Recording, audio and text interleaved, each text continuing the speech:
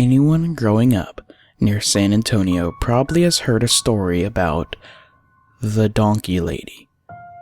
There are many different variations, and since I've been looking into it, I'll try to post what I find here. On the south side of San Antonio is a bridge known to be the home of the Donkey Lady. Some say she's a ghost, while others say she's a living creature, half donkey and half human. The Donkey Lady Bridge is at the end of Jet Road, before it runs into Applewhite Road. She is said to live in these woods around the bridge and jump on your car, damaging it with her hooves if you park here too long. There are many stories on the internet about this San Antonio legend, whether she's a ghost or a creature. The Donkey Lady story is scary and well known throughout many parts of Texas. Several stories detail how the Donkey Lady came to be and how she became part donkey, part human. Some stories say she lost her children in a fire set by her husband. She was terribly disfigured in the fire, fusing her fingers and toes together, creating hoof-like hands and feet. Her head was so badly burned in the fire that it healed in such a warped, elongated fashion so it resembled that of a donkey. She roams the area surrounding the bridge in South San Antonio nightly, crying for her children. She'll routinely chase off anybody who bothers her by honking. Honking a car's horn is supposedly the best way to get the attention of this beastly Donkey Lady. Another story about how the Donkey Lady came to be surrounds the same bridge area of South San Antonio.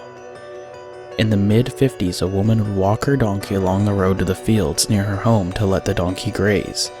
A boy claimed the woman's donkey had bitten him, so the boy's father and several of his friends plotted to grab the donkey as it was being walked by the woman to the fields.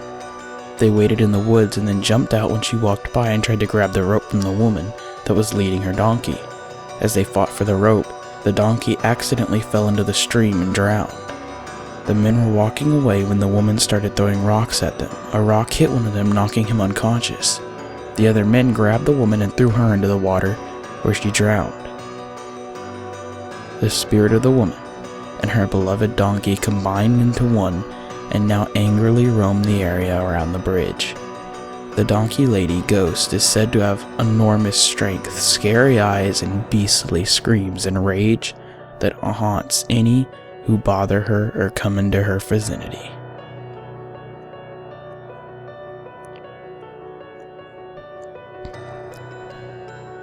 Down in an area near San Antonio, there is the legend of the Donkey Lady.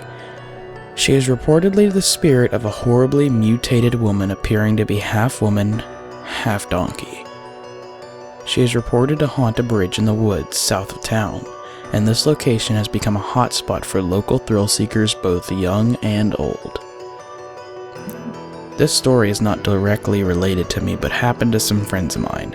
I have known them all my life, and have no reason not to believe them.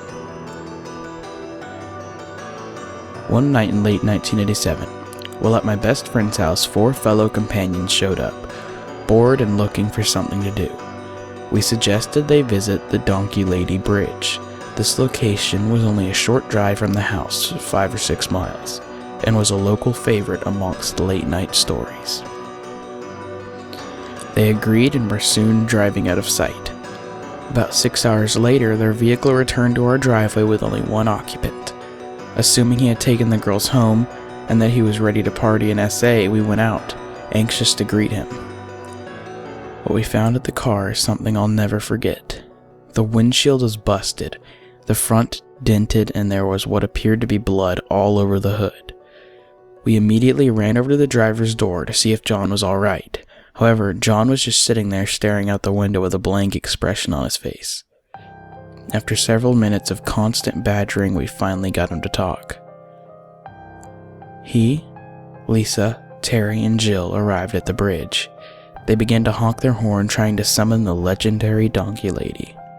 After about 15 minutes of not seeing anything, they decided to go into the woods and look for themselves. What happened next was truly incredible, and if I hadn't have known John all my life and seen the car, I wouldn't have believed him. While walking in the woods, John said he got the feeling they were being watched. He immediately stopped and told everyone to be quiet. Looking around and evaluating the situation, he discovered what appeared to be two eyes staring at them off in the distance. These eyes seemed to be reflecting off the moonlight and were of a color that he said to be indescribable. The girls panicked and began to run back to the car. John was quick to follow, and soon after he turned away, there was a horrible scream from the direction of the eyes. He described it as almost being a cry from an intelligent animal. Too afraid to turn around, he picked up the pace as he ran to the car. When he got there, the girls were already in the car, screaming for him to get in and leave. As he was trying to find his keys, he heard what seemed to be the sounds of a horse running in their direction. Starting the car, he slammed it into gear and put it to the floor. Suddenly, a figure appeared in the road in front of them. Too afraid to stop, John collided with the figure. It hit the hood of the car and rolled over the roof. Looking in his rearview mirror, he said he thought the figure got up and continued to pursue them. After hearing this and seeing the condition of the car, Steve and I immediately felt this deserved a second look. John told us he would never return to that bridge again, but if we wanted to risk our lives, go right ahead. Grabbing 2 flashlights and a pair of shotguns, these were the biggest guns Steve's father had. We jumped in my pickup and made way for the bridge. As we drew closer, we slowed down and turned on the mini off-road lights my truck had. These lit the road and the woods to the side of us. It made the woods to the side of us seem like it was daytime, giving us an outstanding view of the bridge as we approached. The first thing we noticed at the bridge were the numerous amounts of blood on the road. However, these were the only signs of evidence we could find. Upon investigation of the woods by foot, we discovered what seemed to be several tracks of a small, unshoed horse leading to the road. After several hours of looking and not finding anything else, we returned to the house. By this time, John had already found his way home, and we lay in bed too excited to sleep.